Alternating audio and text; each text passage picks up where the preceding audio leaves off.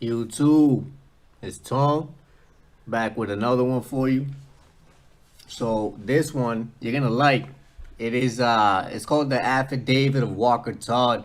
And so this is a banker that at one point ended up in a court situation to where he went and divulged, if this shit is even true, regardless of the fact that, these people, there's rules to this whole game. They literally have to tell you what they're doing. And they'll do it in some shit like this.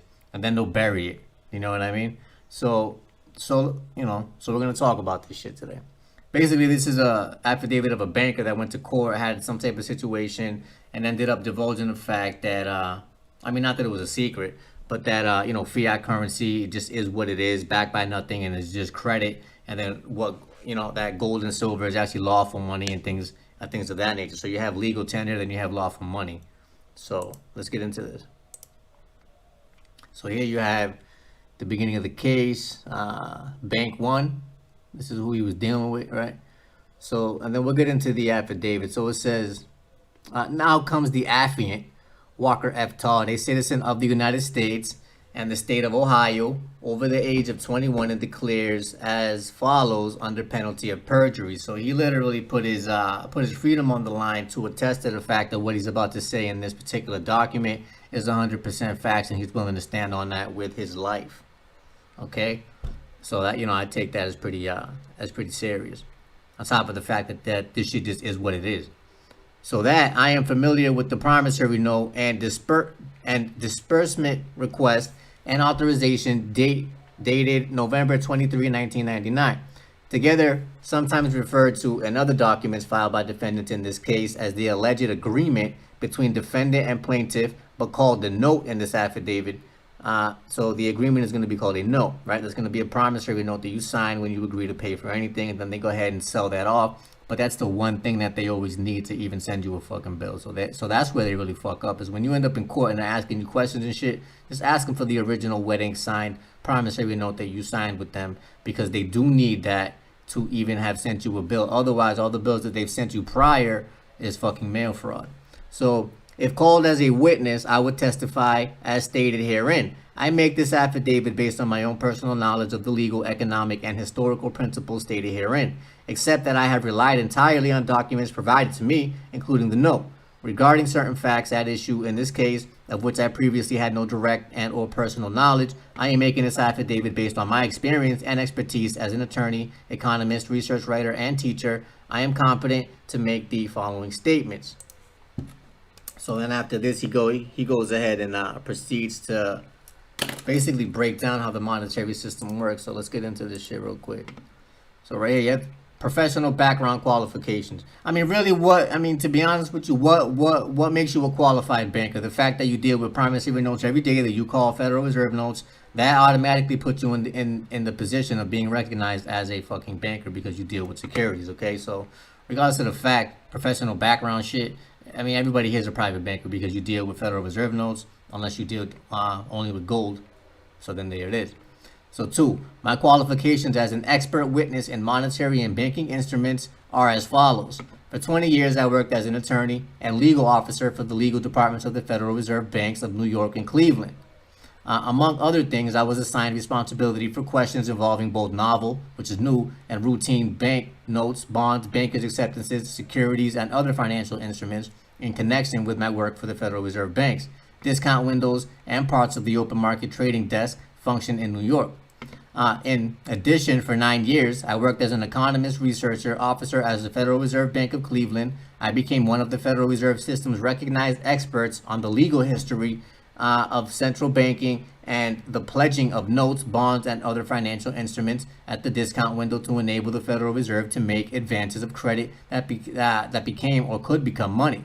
Now, literally, you can monetize anything. If it's got somebody's signature on it, they'll go ahead and stamp it and monetize it. That's why I don't sign shit for none of these assholes.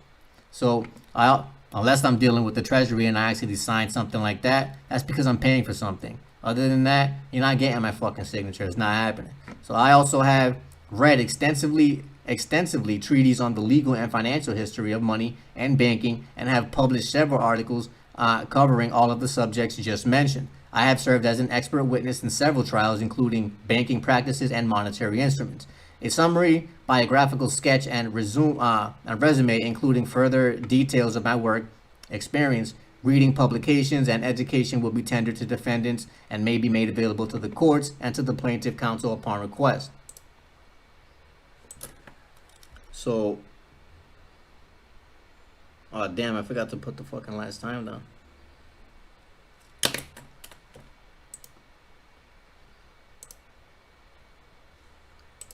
Alright, so just give me a second.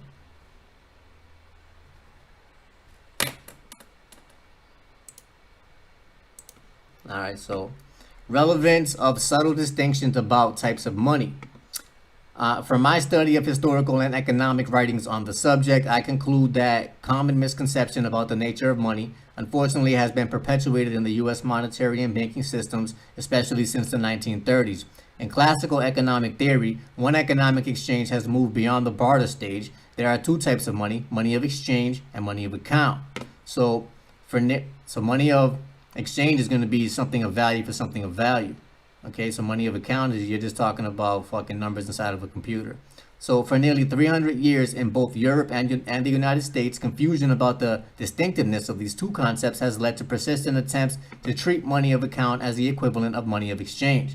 In reality, especially in a fractional reserve banking, I fucking laugh because the fractional reserve shit is ridiculous. Like, you don't even understand how easy it is to fucking get rich. And I say rich with quotes because that shit is all fucking nonsense. So in reality, especially in fractional reserve banking, okay, where you only literally need one tangible objects to multiply that shit by 10 times that you can securitize that amount on. It's fucking crazy. So at comparatively small amount of money of exchange, gold or silver, and officially currency notes may support a vastly larger quantity of, and we'll see what this goes to.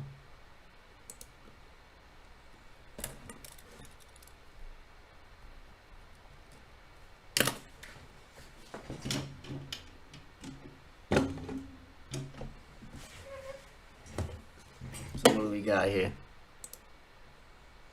So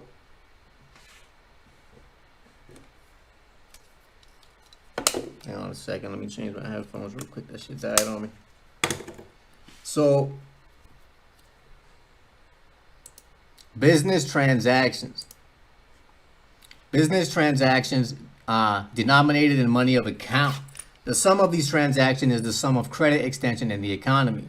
With the exception of customary stores of value like gold and silver, the monetary base of the economy largely consists of credit instruments.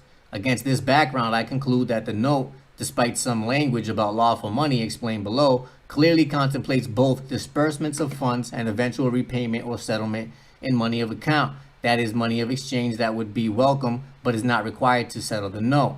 Basically what they're saying is this, is that nobody ever lent you shit, so these people are not in a position to demand any specific species or form of currency in order to be repaid, due to the fact that they never really gave you anything of value. Only they were just middlemen in a fucking transaction that they had no fucking business in. You know, that you went and invited them into, to be honest with you. So the factual basis of this conclusion is the reference in the disbursement request and authorization to repayment of $95,905.16 to Michigan National Bank from the proceeds of the note. That was an exchange of credit of Bank One, the plaintiff, for credit apparently and previously extended to defendant by Michigan National Bank. Also, there is no reason to believe that the plaintiff would refuse a substitution of the credit of another bank or banker as complete payment of the defendant's repayment obligation under the note. Basically what he's saying is that the same way that you could go to another bank and have them repay your debt with nothing, it would just be fucking numbers in the computer that they sent over a piece of paper, okay? The same way that you can go to another bank and they would fucking accept that shit as repayment is the same way that they're going to fucking accept what you give them as repayment, because it's the same fucking thing. Cut it out. So the factual basis of this conclusion, hang on, I just lost my place. Yeah, so look, so basically, so what I just said there, so they're gonna have to take whatever note that you give them back in order to get that repaid, because all that really was entered into was agreements on a different note. That's all that happened. So, you sign to get in on a note and you sign a note to get out. Really, really simple. Not even that complicated. So the fact of the matter is this, is that if they're going to accept something like that from another bank, then they're going to accept that from you because you are a bank as well. So that was an exchange of credit of Bank 1, plaintiff, for credit apparently and previously extended to defendants. Also, there is no reason to believe that the plaintiff would refuse a substitution of the credit of another bank or banker as a complete payment of the defendant's repayment obligation under the note. This is a case about exchanges of money of account, which is credit, not about exchanges of money exchange, which is lawful money, or even legal tender. Meaning that there was no literal dollar bills that moved around in that transaction. Okay, so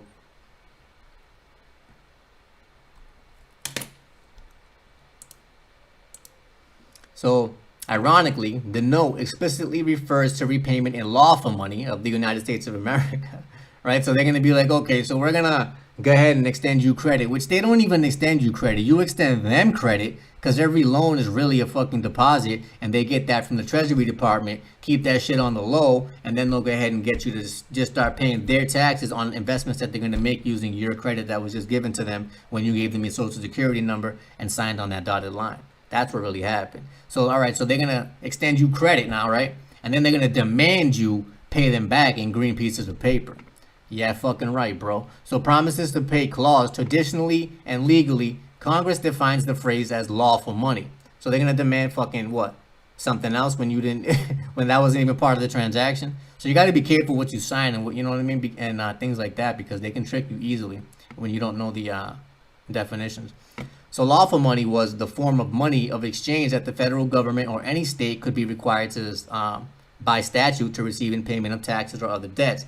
Traditionally, as defined by Congress, lawful money only included gold, silver, and currency notes redeemable for gold and silver on demand. In a banking law context, lawful money was only those forms of money in exchange, the forms just mentioned, plus U.S. bonds and notes redeemable for gold, that constitutes the reserves of the National Bank prior to 1913.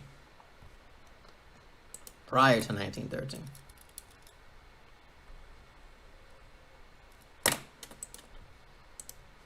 So the date of creation of the Federal Reserve Banks, lawful money, and so this is out of Webster's apparently. So in light of these facts, I conclude that the plaintiff and defendant exchanged reciprocal credits involving money of account and not money of exchange. So this is all. So this is a court case right here. You know what I mean?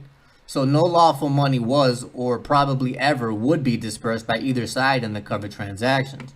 So there was no actual money there. So this conclusion also is consistent with the bookkeeping entries that underlie the loan account, and we're gonna get into that next, GAAP and how that works. General accepted fucking accounting practices. Generally accepted doesn't mean, and I mean we're gonna get into what these banks are really doing. And I'm gonna break this shit down for you so you can see how fucking crazy these motherfuckers are. So, moreover, it is puzzling why plaintiff would retain the archaic language, lawful money of the United States of America, in its otherwise modern-seeming note. It is possible that this language is merely a legacy from the pre-1933 era. Modern credit agreements might include repayment language such as the repayment obligation under this agreement shall continue until payment is received in fully and finally collected funds. Certified funds, you can make a money order and all that. It's the same thing. So which avoids the entire question of in what form of money or credit is the repayment of obligation due. And so that's when you want to get into what money actually is in court, and you want to get into the definition of that, because that's going to dictate the outcome of this whole case in general. And it's going to make things real clear for them, as if they don't already fucking know. They're just hoping that you don't know. So it is a game of chess. Stop playing checkers with these clowns. That's what I got for you for now. Until we meet again.